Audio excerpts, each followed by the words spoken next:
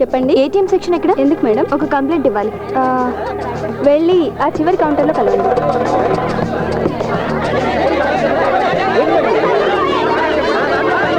Please please 25,000 తక్కువే వినండి. ఏంటండి మీరు మాకు చెప్పేది? మా అందరికి న్యాయం కావాలి.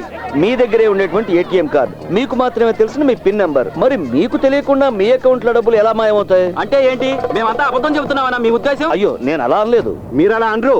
కష్టపడి సంపాదించిన డబ్బు మీ బ్యాంకులో దాచుకున్నాం. ఇలా జరిగితే ఎలా? చెప్పండి, మాకు సమాధానం కావాలి. దయచేసి మీరు బ్యాంకును నమ్మండి. ఎవరు కూడా మీ డబ్బుల్ని నష్టపోనక్కర్లేదు. మేము మిమ్మల్ని నమ్మాలా? మీ బ్యాంక్ లో లోన్ తీసుకుని 2 ఇన్స్టాల్మెంట్స్ కట్టకపోతే రికవరీ కోసం మా ఇళ్ల మీదకి బోండాలను పంపిస్తాం. ప్లీజ్, అంత పానిక్ అవ్వాల్సిన అవసరం లేదు. అయితే మాకు సమాధానం చెప్పండి.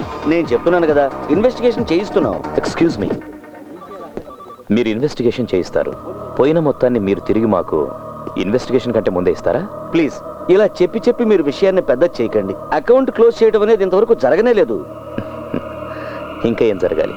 ప్రస్తుతానికి నేను నా అకౌంట్ని రేపు క్లోజ్ చేయబోతున్నాను.